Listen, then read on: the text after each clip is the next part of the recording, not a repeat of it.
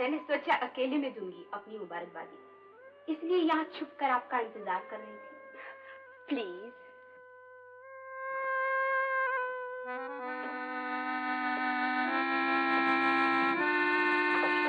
Thank you. आपने राजा साहब के सामने उनके भतीजे का जो लाजवाब एक्टिंग किया है, उसके लिए एक बार फिर। आपका इरादा क्या है? सवालों का जवाब देना मेरी आदत नहीं।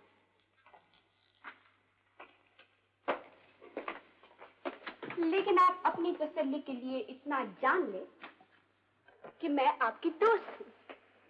इतनी रात गए अकेले कैसे आना हुआ? फिर सवाल। दरअसल मैं आपके पास एक सीधी सादी स्कीम लेकर आई हूँ, जिसके जरिए से हम लोग राजा साहब को हमेशा के लिए गहरी नींद में सुला देंगे और फिर उनकी बेशुमार दौलत को आपस में आधी आधी बांट लेंगे। आपकी सीधी सादी स्कीम में मुझे कोई दिलचस्पी नहीं। आप गलती से गलत आदमी के पास आ पहुंची। रात ज्यादा हो चुकी है, अब आप ना जाना चाहें तो भी आपको जाना चाहिए।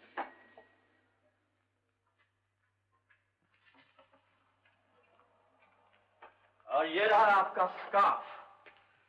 बाहर सर्दी है, काम आएगा। इसे आप ट्रेन में भूल नहीं आई थी, बल्कि जानबूझ के छोड़ आई थी। अगर आपको यहाँ की हर रात की जानकारी हासिल करनी है तो आप बहुत जल्द मेरे पास आएंगे। Good night mister Ravi. I mean mister Rajesh. इसको कैसे मालूम हो गया?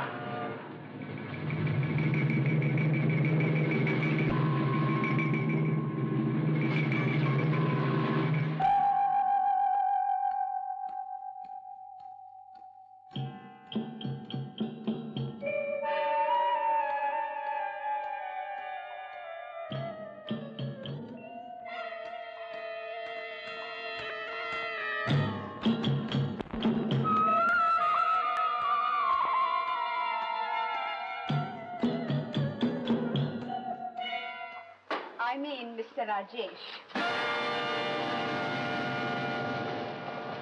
इसको कैसे मालूम हो गया?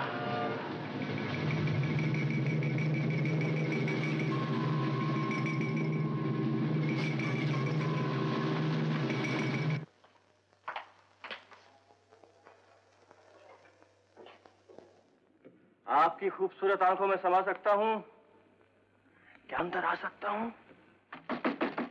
यूं ही जाना था तो आपको यहाँ आना चाहिए था। यूं गाना गाकर आपको रिझान आना चाहिए था। आप जो कुछ भी कह के आई हैं मुझे मंजूर है। शुक्रिया। तो फिर कल अपनी स्कीम के मुताबिक उस बूढ़े दीनानाथ को दवा देने के बाद हम और तुम। ठीक है, हम और तुम आपस की बात है। जो राज आपको मालूम है उसे जानने के लिए क्या करना होगा? फिर सवाल। कह चुकी हूँ ना, दौलत आधी इधर आधी उधर। बिल्कुल ठीक है, दौलत आधी इधर और आधी उधर।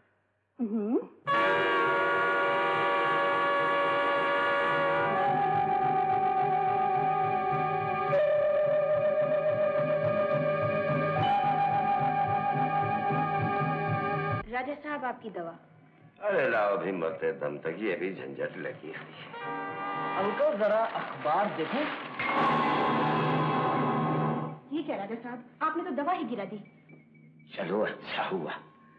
मरीज की दवाई का गिलास गिरकर टूट जाए तो मर्ज बहुत ही जल्द अच्छा हो जाता है।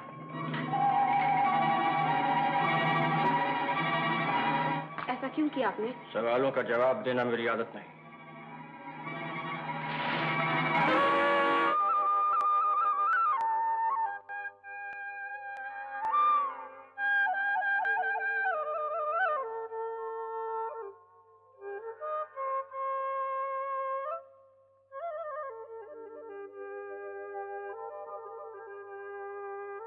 कितनी खूबसूरत जगह है। मुझे ये खुशगवार उम्मीद नहीं थी कि यहाँ भी आपके दर्शन हो जाएंगे। मुझे भी ये नागवार उम्मीद नहीं थी कि आप यहाँ भी आ पहुँचेंगे। जिस तरह इकरार प्लस इनकार इज इक्वल टू एतबार, उसी तरह खुशगवार प्लस नागवार इज इक्वल टू प्यार। प्यार का ख्वाब देखने से पहले अपनी हैसियत तो देखिए मिस्टर। हैसियत की बात तो आप ऐसे कर रही हैं जैसे दार्जिलिंग के सबसे बड़े अमीर करोड़पति दीनानाथ के इकलौते भतीजे साहब आपके सामने प्यार का हाथ बढ़ाने आएंगे। आप जल भून कर कोयला हो जाएंगे, ये जानकर के उन्होंने प्यार का हाथ बढ़ाया नहीं, बल्कि प्यार से हाथ पकड़ लिया है, और मैं उन्हीं का इंतजार कर रही हूँ। मुबारक हो, काश वो खुश नसीब हम होते। कहाँ आप और कहाँ वो, क्या पर्सनालिटी है की। चलते हैं तो ताकने वाले ताकते रह जाते हैं और देखने वाले बुत बन जाते हैं। शाह खर्च तो ऐसे है कि वो और रॉक के फैले भी मुकाबला न कर सके। जी जी जी। लेकिन याद रखिए, ये अमीर लोग बड़े उस्ताद होते हैं, मतलब निकलते छोड़ के चले जाते हैं दूसरा नंबर ट्राई करने। मैं उनकी हूँ, वो मेरे। आपसे क्या वास्ता? वास्ता तो है ही, वरना रास्ते में मुझे देखकर आहिस्ता आहिस्ता क्या चलने लगती है? मैं आपको देखकर आहिस्ता से चलने लगती हूँ। और जरा तेज और फास्ट और जल्दी। तुम झूठे हो, चोर हो। चोर हुआ तो क्या हुआ डार्लिंग, तुम्हारा दिल ही तो चुराया है। दिल चुराने वाले ये सूट कहाँ से चुराया? अरे चुराया नहीं, तुम्हें खुश करने के लिए बनवाया है। ये भी झूठ। सच बात ये है कि किसी दोस्त से उधार लिया है। ये भी झूठ। ये भी झूठ हो तो तेरा बाप मर जाए। मेरा बाप मर जाए? मेरा मतलब है मेरा बाप मर जाए। तेरा बाप मर जाए? तेरा बाप तो 5 साल मर चुका है। जयकिशन, अभी आया सरकार। आ गया सरकार। मेरा सूट पहन रखा है। माफ कीजिएगा सरकार, मैंने सोचा था आपका सूट पहन के आपकी पर्सनैलिटी मिल जाएगी और मोहब्बत में फतेह, मगर सरकार झूठ पकड़ा गया और बहुत जूते पड़े। आपके सूट ने तो उतार नहीं, मेरे साथ आ तुझे करोड़पति बना था। सरकार, करोड़पति नहीं, आप मुझे सिर्फ 100पति। मेरे साथ तो आ। चलिए खड़ा हो जा। हो गया सरकार। देख इधर।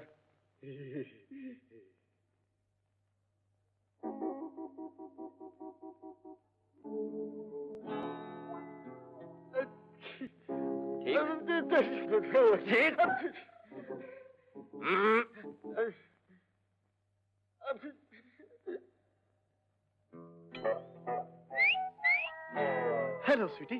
क्यों बदतमीज? मगर ये तो गाली है। खैर कोई बात नहीं, ये तो दिल की बात है। आप अकेली हैं, साथ दूं? मैं अकेली हूँ, मगर जूते 2 हैं। बहुत खूबसूरत है, पहना दूं? दफा हो जाओ, लोफर, लफंगे, आवारा। गाली पे गाली, मालूम होता है किसी गलत जगह पे आ गया हूँ। उस्ताद से पूछ के आता हूँ। क्या पर्सनालिटी है। लोगों ने ठीक कहा था कि ताकने वाले ताकते रह जाते हैं और देखने वाले बुत बन जाते हैं, लेकिन इसका ये मतलब नहीं कि किसी भोली भाली खूबसूरत लड़की को प्यार से समझदार दिखाकर उसे धोखा देने की कोशिश करो। ए मिस्टर, हमारे प्राइवेट मामले में आपको बोलने का क्या हक है? चले जाइए। मुझे माफ कर दीजिए। Darling, I am sorry. कोई बात नहीं, चलिए। रूपा देवी। अच्छा, तो तुम इस लड़की के साथ छुप छुप के घूम रहे हो?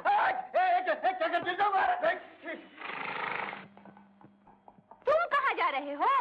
ए मेम साहब, ये मेरा मंगेतर है, हो चुका बहरा है। तुम इसके नीचे क्यों खड़े हो?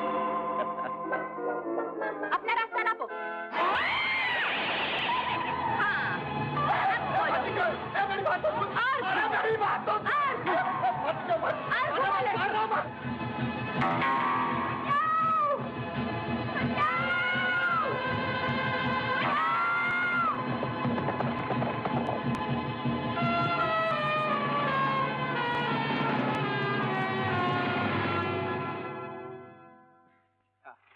जान हथेली में रख के आपको बचाया है, शुक्रिया तो अदा करती जाइए। Thank you. शुक्र है पहली बार ढंग से कुछ तो। अब बनना बनाना छोड़कर सीधे रास्ते पे आ जाइए तो दोनों की हालत सुधर जाए। ना आप परेशान, ना मैं पशेमान। जी? कल मिलने आएंगी ना? कल भी नहीं, कभी नहीं। घड़ी मिला लीजिए, 5 बजे हैं। कल इसी वक्त दरिया के किनारे आप मुझसे मिलने आएंगे। न घड़ी मिलाऊंगी न मिलने आऊं। मैं इंतजार करूंगा।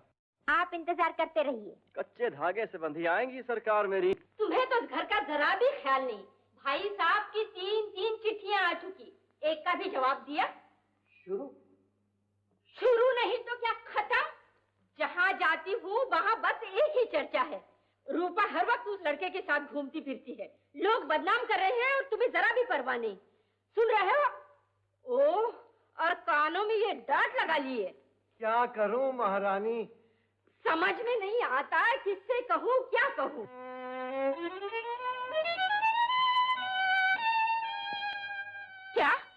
ये मजाक देखती हूँ।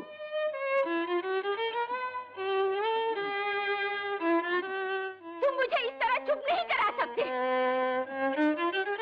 याद रखो, तुम जितने जोर से बजाओगे उतने जोर से मैं बजाऊंगी।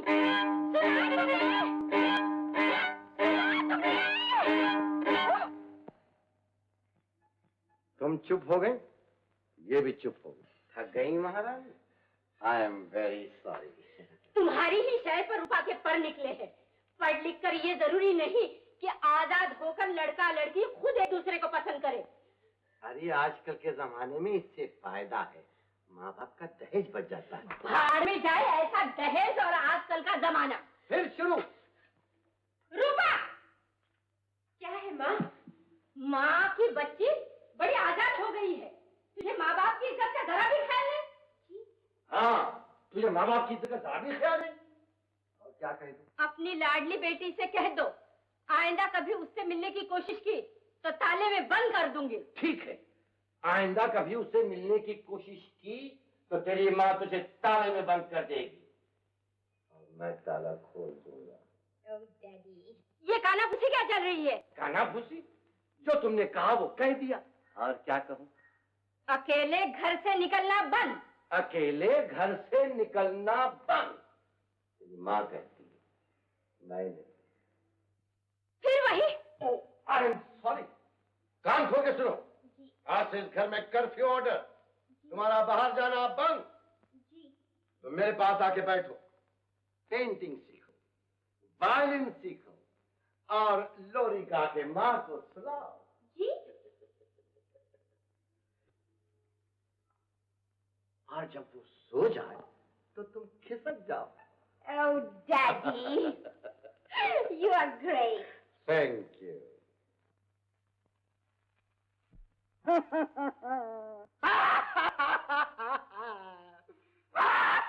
अरे जयकिशन, तुम्हारी ये हालत? आप ही देख लीजिए सरकार, और इसीलिए आपको भी नसीहत करता हूँ कि मोहब्बत के चक्कर में कभी मत पड़ना, वरना किसी दिन ऐसी हजामत होगी कि सारे जिस्म पर पट्टियां ही पट्टियां, पट्टियां ही पट्टियां, पट्टियां ही। मेरा वो सूट भी तुम ही रख लो, मेरी तरफ से present. Thank you sir, thank you. Daddy, क्या बात है बेटी? वो आ गए लाडली बेटी के लाडले पिता। ये भी तो कहो कि प्यार भरी पत्नी का फरमाबरदार पति, योर मोस्ट ओबीडिएंट हैंडपिक्ड हस्बैंड। बातें मत बनाओ, अपने लाडली बेटी को समझा दो कि अगर उस लड़के से मिलना जुलना बात करना बंद नहीं किया तो मुझसे बुरा कोई नहीं होगा। शुरू? शुरू नहीं खत्म।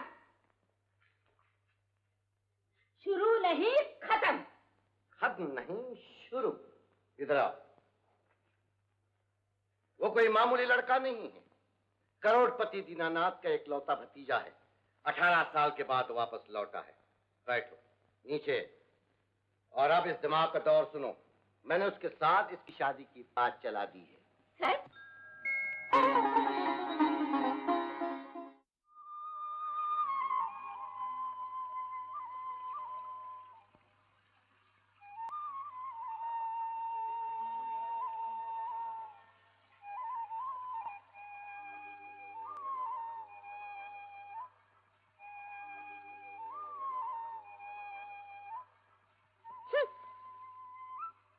कच्चे धागे से बंधे आएंगे सरकार मेरे। 5 बज गए और खुद का पता नहीं। मैं यहाँ कभी नहीं आऊंगी, कभी नहीं आऊंगी, कभी नहीं आऊंगी। मुझे मालूम था कि आप जरूर आएंगी। और मुझे मालूम ना होता तो मैं कभी नहीं आती। क्या मालूम ना होता? यही कि अपनी असलियत छिपाकर आप मुझसे हमेशा झूठ बोलते हैं। डैडी से मैंने सब कुछ सुन लिया है कि आप कौन हैं और क्या है। लेकिन जिसे तुम सच समझ रही हो वो भी झूठ निकला तो? हर सच को झूठ कहकर मुझे कब तक बहलाते रहोगे? मेरे लिए तुम, सिर्फ तुम हो, तुम। आज मैं भी तुमसे यही कहने आया हूं रूपा। मुझे अचानक एहसास होने लगा है कि आज तक जो मैं अपने बारे में सोचता था वो सब झूठ था, लेकिन आज जो अपने बारे में सोच रहा हूँ सिर्फ वही सच है। अब तुम्हारे सच और झूठ के बीच कोई फासला नहीं रहा।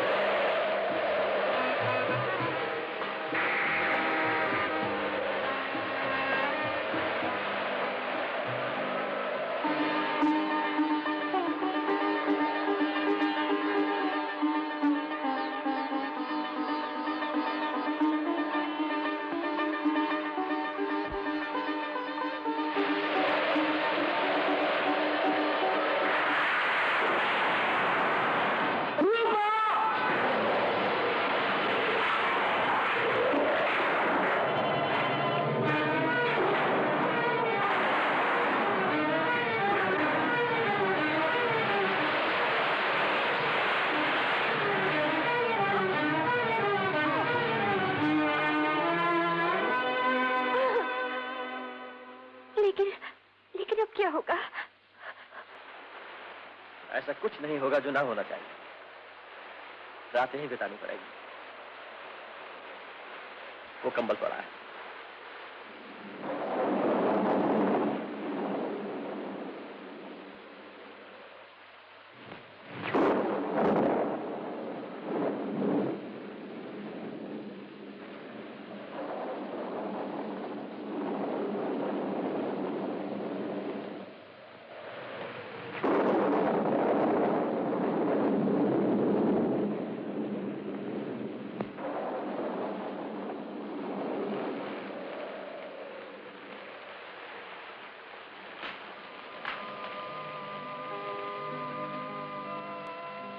तुम सो जाओ। और आप?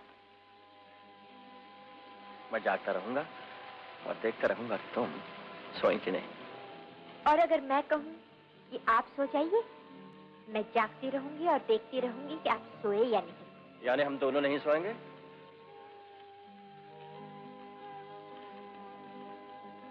यानी हम दोनों नहीं सोए। नहीं सोएंगे।